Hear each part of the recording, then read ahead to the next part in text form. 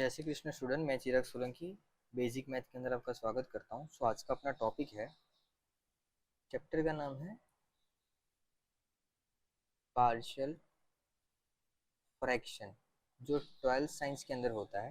देखो partial fraction की definition क्या है, तो ये पार्शियल फ्रैक्शन की डेफिनेशन है जो यहाँ पे मैंने लिखी है। एक बार देख लेना पार्शियल फ्रैक्शन क्या होता है। जैसे कि सपोज कोई फंक्शन है f of x divided by g of x, इस फॉर्मेट में लिखता हूँ जहाँ पे जी ऑफ एक्स की वैल्यू जो है वो जीरो नहीं होनी चाहिए, तो इसको कहते हैं पार्शियल फ्रैक्शन।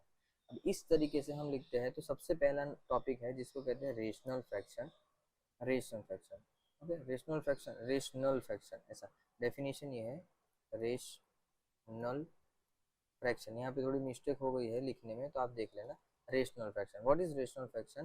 तो रेशनल फ्रैक्शन की डेफिनेशन है, the quotient p of x divided by q of x of two polynomials, both are polynomial, and we know that what is polynomial. So polynomial, so ax square plus bx plus c, that is our polynomial, and also g of x, q of x, ax square plus b of x plus c, both are polynomial, okay. And p of x and q of x, but q of x which is not equal to 0, that is called rational polynomial, okay. The next topic is proper fraction. What is proper fraction? So there are two type of fraction. First is proper fraction and improper fraction. Proper fraction किसको कहते हैं कि suppose यहाँ पे value है हमारी कि ये p ऑफ x और ये q ऑफ x लिखा है। The rational fraction is p of x divided by q of x is a proper fraction if the degree, अब ये आपको पता होना चाहिए कि डिग्री क्या है। सो डिग्री किसको कहते हैं? जैसे कि सपोज ये हमारे पास x प्लस वन एक एग्जाम्पल लिया है, तो इसकी डिग्री होती है वन। जैसे कि सपोज मैंने लिखा है x square plus two x plus three, तो इसकी डिग्री होती है। अब डिग्री कैसे फाइंड करते हैं? तो देखो ये जो है ना हाईएस्ट, ये टर्म के अंदर जो हाईएस्ट पावर रहती है उसको कहते हैं डिग्री। डिग्री का मतलब क्या होता है? Highest power. लाइक सपोज यहाँ पे मैंने लिखा x raise to four plus two x plus three x square, ऐसा मैंने लिखा। अब देखो रैंडम कुछ भी लिखा मैंने, यहाँ पे पहले लिखा, यहाँ पे ascending order descending order follow ना करो तो कोई इशू नहीं है, लेकिन हाईएस्ट पावर कितनी है, दैट इज योर डिग्री। जैसे कि यहाँ पे एक्स स्क्वायर, तो इसकी डिग्री क्या है? टू। तो देखो ऐसा एग्जाम्पल जिसकी डिग्री क्या होनी चाहिए? टू। जैसे कि यहाँ पे है ऐसा एग्जाम्पल जिसकी डिग्री टू हो, जैसे कि सपोज यहाँ पे लिखता हूँ ये, तो ये आपकी डिग्री टू हो। अब देखो थोड़ा आगे बढ़े, तो देखो क्या है सबसे पहले, तो क्या है कि ऐसा कोई प्रॉपर फ्रैक्शन जैसे कि p of x proper fraction जिसकी डिग्री जो है p of x is a less than the degree of numerator. जो डिनोमिनेटर सॉरी, जो न्यूमरेटर है उसकी the degree of numerator p of x is a less than of degree of denominator. ये जैसे कि सपोज यहाँ पे है इसकी डिग्री क्या है? वन, और इसकी डिग्री क्या है? टू। तो इन दोनों में किसकी डिग्री ज्यादा है? तो टू की। टू मतलब ये q ऑफ x की। तो ये कहना चाहता है कि नीचे वाला मतलब न्यूमरेटर डिनोमिनेटर में है, ये ऊपर वाली वैल्यू को न्यूमरेटर कहते हैं, नीचे वाली वैल्यू को डिनोमिनेटर कहते हैं। तो न्यूमरेटर वाली जो वैल्यू है उससे ज्यादा होनी चाहिए डिनोमिनेटर की पावर या फिर डिग्री, तो उसको कहते हैं हम प्रॉपर फ्रैक्शन, ओके। फिर इसके बाद होता है हमारा इम्प्रॉपर फ्रैक्शन। इम्प्रॉपर फ्रैक्शन किसको कहते हैं? तो जैसे कि सपोज यहाँ पे उसका उल्टा कर दो, जैसे हमने अभी लिखा ना उसका उल्टा कर दो। क्या लिखा था हमने अभी कि उसकी डिग्री ज्यादा होती है, ओके। तो यहाँ पे चेक करो, देखो क्या है कि सपोज p ऑफ x और q ऑफ इस फॉर्मेट में दिया है, जिसके अंदर जो न्यूमरेटर है उस न्यूमरेटर के जो न्यूमरेटर है उसकी डिग्री ग्रेटर। जैसे कि सपोज यहाँ पे इक्वल भी हो सकती है, और इक्वल, हाँ इक्वल, जैसे कि ये दोनों डिग्री सेम है। और यहाँ पे देखो दोनों की डिग्री क्या? X square plus two x plus one, और यहाँ पे क्या है? X square plus three x plus one, ये दोनों है। तो एक्स स्क्वायर की डिग्री और यहाँ पे एक्स, तो यहाँ पे टू और ये टू दोनों की इक्वल डिग्री है, तो उसको कहते हैं इम्प्रॉपर फ्रैक्शन। इक्वल भी है तो भी और इससे ज्यादा है तो भी। क्लियर है? अब इसको सॉल्व करने के लिए कुछ रूल्स है। तो रूल क्या होता है कि हो सकता है जो डिनोमिनेटर है वो लीनियर हो। जैसे कि सपोज यहाँ पे मैंने एक एग्जांपल लिखा कि p ऑफ x यहाँ पे कुछ भी हो सकता है, और यहाँ पे ऐसी वैल्यू हो सकती q ऑफ x मतलब x प्लस वन और x प्लस टू, ये दोनों है। ये देखो इसकी पावर क्या है? वन, तो इसकी पावर क्या है? वन। तो ये लीनियर हुए, तो एक हो सकता है इस टाइप का कोई फ्रैक्शन हो, मतलब q ऑफ x जो है वो इस फॉर्मेट में हो, या फिर ऐसा हो सकता है कि p of x divided by x square plus sorry x plus one, same यहाँ पे x प्लस वन, मतलब क्या दोनों की वैल्यू सेम है। कंडीशन क्या है ना, मैं क्या चाहता हूँ कि दोनों की वैल्यू सेम है। दोनों की वैल्यू सेम है तो उसको कहते हैं लीनियर है और रिपीट है। तो ये केस हो गया। तीसरा केस ये है कि लीनियर है और नॉन रिपीट, मतलब पी ऑफ एक्स जो है वो नॉन लीनियर है, नॉन लीनियर और नॉन रिपीटेड, मतलब क्या है कि एक्स स्क्वायर प्लस 2x+3 ये एक, तो इसको कैसे सॉल्व करेंगे, तो इसको सॉल्व करने के लिए अलग अलग मेथड है। तो सबसे पहला क्या है, रूल्स नंबर 1 की कैसे सॉल्व करें, तो डिनोमिनेटर कंटेनिंग लीनियर, तो अगर लीनियर है तो उसको कैसे सॉल्व करेंगे। दूसरा है कि लीनियर नहीं है तो कैसे, और रिपीट, लीनियर है और रिपीट है तो कैसे सॉल्व करेंगे। नॉन लीनियर है और रिपीट है, फैक्टराइजेशन उसके सॉल्व नहीं हो सकते, तो उसके 3 केसेस है, टोटल 4 केस है, लेकिन आपके सिलेबस के अकॉर्डिंग 3 केस करना है।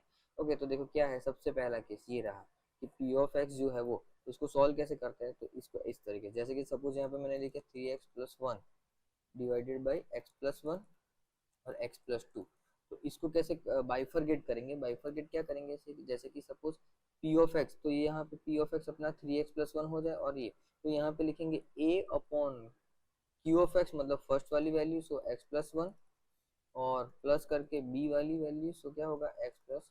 तो इसका मतलब क्या है कि सपोज मैं इसके इक्वल में कोई यहाँ पे ऐसी वैल्यू फाइंड करूँ जो दोनों की वैल्यू कंपेयर करूँ तो दोनों का आउटपुट सेम आए, क्लियर है। तो ये a और b यहाँ पे कांस्टेंट है, तो इस टाइप के एग्जांपल हमें सॉल्व करना है। Okay, so example number 1 suppose अगर मैं करूँ, तो एग्जांपल नंबर 1 कौन सा है, तो देखो करना क्या है, जैसे कि सपोज एक इक्वेशन है, इक्वेशन कौन सी रहेगी हमारी, ये वाली इक्वेशन, जैसे कि मैं लिखता हूँ 3x+1 divided by x+1 x+2, ये मैंने लिखा, क्लियर है।